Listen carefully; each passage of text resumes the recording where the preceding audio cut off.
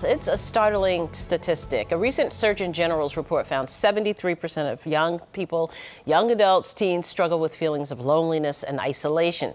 So what's causing this? And more importantly, how can we help? Here with some insight is Dr. Jean Beresin, Executive Director of the Clay Center for Young Healthy Minds at MGH. Doctor, thank you so much for joining us this morning. That report that we just referenced, it found those feelings in those ages 16 to 24 is nearly 2 times greater than in people 65 and older. Does that surprise you given what this generation has been through in the last several years? No, it doesn't surprise me at all. And as a matter of fact, it's been increasing since 1976. I mean, when you think of the Gen Zs, which are 12 to 27, they have undergone quite a lot. First of all, nobody really knows exactly what the single most factor is, but some of the things that I think we need to consider is this.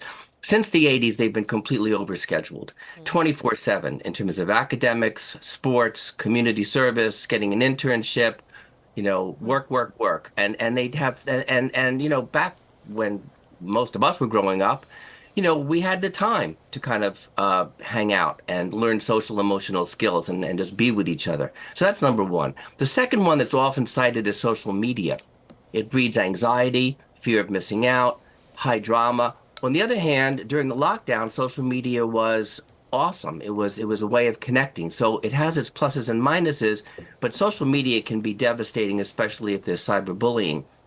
Another factor is that this generation is more concerned about social forces than I've ever seen since the 60s. They're concerned about marginalized people of color, immigrants, LGBTQ, climate change, economic downturn, the wars that are going on in the Middle East and the Ukraine. It's not a pretty picture of a world that they can inherit, and I think that also breeds loneliness. It's heavy stuff, doctor. So if parents think their teens are having these emotions, how can they help? Well, first of all, they need to know what to look for. So, for example, look for depression. Look for signs of sadness, irritability. Look for low energy, isolation, oppositional behavior, a change in personality. Sometimes misuse of substances to quell their own sense of loneliness and isolation. Some of them will be opposition. Some of them will actually turn mute and be quiet. So if there's ever a change, the parents need to look for those things. And also anxiety and isolation from friends. When you see that, then you have to do an intervention. And I can talk a little bit about what parents can do. Before we let you go here, though, research also suggests that this feeling of isolation can be even more pronounced in young people who struggle with ADHD. What is the connection there?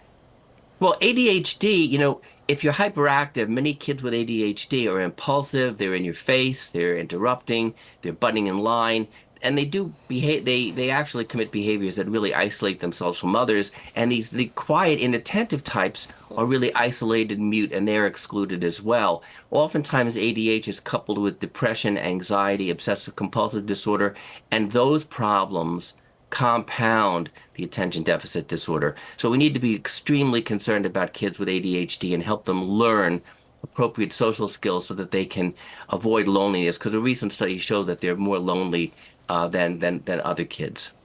Thanks for putting all of that on our radar. Dr. Jean Beresin, Executive Director of the Clay Center for Young Healthy Minds at MGH. Thanks for your insights. Have a good weekend.